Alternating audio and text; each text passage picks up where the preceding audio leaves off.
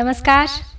श्रीमद् वाल्मीकि रामायण अखंड पाठ में सुंदर कांड से पंचविंशः यानी कि 25वां सर्ग लेकर मैं प्रस्तुत हूँ पुनः आप सबके सामने। और आज इस सर्ग में फिर से हम वहीं चल रहे हैं अशोक वाटिका में, जहाँ पर सीता को राक्षसियाँ डरा धमका रही हैं। सीता ने उनकी बात मानने से इनकार कर दिया है और शोक संतप्त भयभीत हो सीता विलाप कर रही हैं। हनुमान जी विवश हैं, अशोक वृक्ष पर ऊपर बैठ के सारा दृश्य देख रहे हैं। तो चलिए प्रारंभ करते हैं आज का पाठ। अथ तासाम वदन्ती नाम परुषम दारुणम बहु राक्षसीनाम सौम्यानाम रुरोध जनकात्मजा एवमुक्ता तु वैदेही राक्षसीभिर्मनस्विनी उवाच परमत्रस्ता बाष्पगद्गदया गिरा न मानुषी राक्षस्य भार्या भवितुमर्हति कामं खादत मां सर्वान् करिष्यामि वो वचः। सा राक्षसी मध्यगता सीता सुरसुतोपमा न शर्मलेभे शोकार्ता रावणेनेव भर्त्सिता विपतिस्माधिकं सीता विशन्ति वाङ्मात्मनः वने यूथ परिभ्रष्टा मृगी को कैरिवार्दिता। तो जब वो क्रूर राक्षसियाँ तरह तरह की बहुत सी कठोर क्रूरतापूर्ण बातें सीता से कह रही थीं, तो जनक नंदिनी सीता अधीर होकर रो रही थी। उन राक्षसियों के इस प्रकार कहने पर अत्यंत भयभीत हुई मनस्विनी विदेह राजकुमारी सीता नेत्रों से आंसू बहाती गदगद वाणी में बोली कि हे राक्षसियों, मनुष्य की कन्या कभी राक्षस की भार्या नहीं हो सकती। तुम्हारा जी चाहे तो तुम सब लोग मिलकर मुझे खा जाओ, परंतु मैं तुम्हारी बात नहीं मानूंगी। तो राक्षसियों के बीच में बैठी हुई देव कन्या के समान सुंदरी सीता रावण के द्वारा धमकाई जाने के कारण शोक से आर्त हो रही थी। चैन नहीं मिल रहा था उन्हें। जैसे वन में अपने यूथ से बिछड़ी हुई मृगी भेड़ियों से पीड़ित होकर भय के मारे कांप रही होती है, उसी प्रकार सीता जोर जोर से कांप रही थी और इस तरह सिकुड़ी जा रही थी मानो अपने ही अंगों में समा जाएंगी। सात्वशोकस्य विपुलां शाखामालम्ब्य पुष्पितां चिन्तयामास शोकेन भर्तारं भग्नमानसा सा स्नापयन्ती विपुलौ स्तनौ नेत्रजलस्रवैः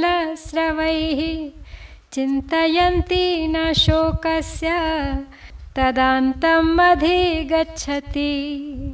सा वेपमाना प्रतिता प्रवाले कदली यथा राक्षसीनां भयत्रस्ता विवर्णवदना भवत्।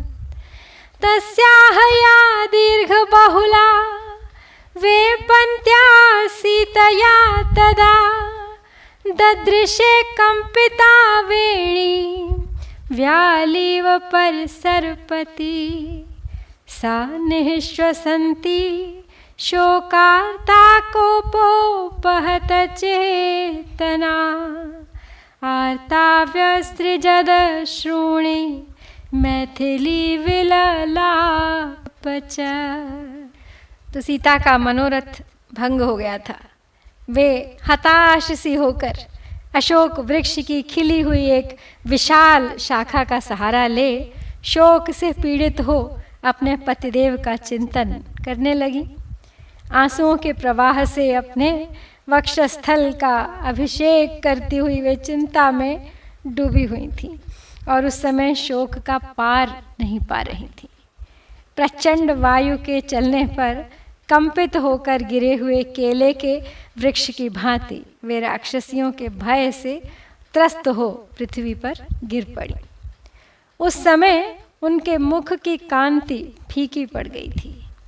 उस बेला में कांपती हुई सीता की विशाल एवं घनीभूत वेणी भी कंपित हो रही थी, इसलिए वह रेंगती हुई सर्पिणी के समान दिखाई देती थी। वो शोक से पीड़ित होकर लंबी सांसें खींच रही थीं और क्रोध से अचेत सी होकर आर्त भाव से आंसू बहा रही थीं। उस समय मिथिलेश कुमारी इस प्रकार रो रो कर विलाप करने लगी।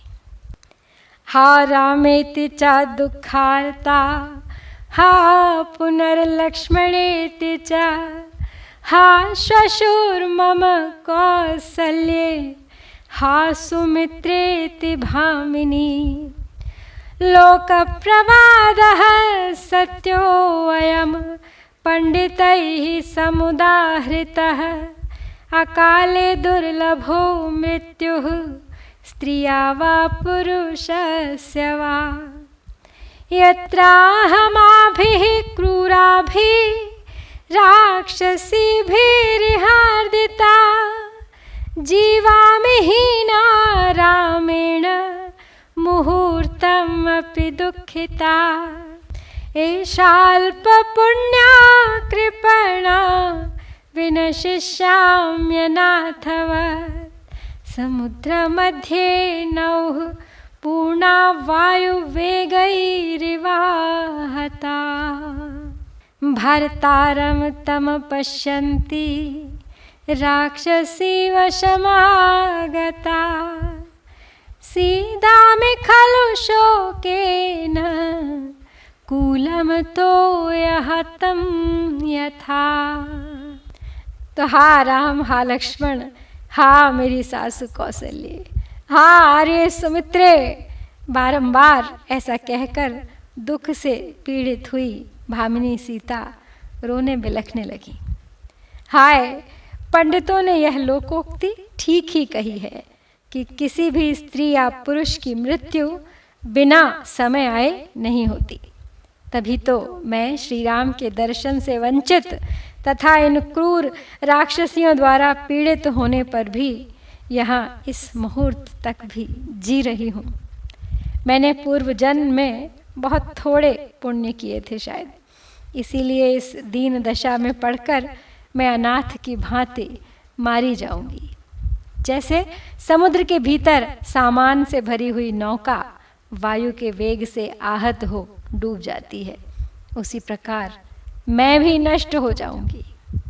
मुझे पतिदेव के दर्शन नहीं हो रहे हैं, मैं इन राक्षसियों के चंगुल में फंस गई हूँ और पानी के थपेड़ों से आहत हो कटते हुए कगारों के समान शोक से क्षीण होती जा रही हूँ। तम पद्मतल पत्राक्षं सिंह विक्रांतगामिनं, धन्याः पश्यन्ति मे नाथं कृतज्ञं प्रियवादिनं। सर्वथा तेन हीनाया रामेण विदितात्मना, तीक्ष्णं विषमिवास्वाद्य दुर्लभं मम जीवनम्। कीदृशं तु महापापं मया देहान्तरे कृतं, तेनेदं प्राप्यते घोरं महादुःखं सुदारुणम्। जीवितं त्यक्तुमिच्छामि शोकेन महतावृता, राक्षसीभिश्च रक्षन्त्या रामो नासाद्यते मया।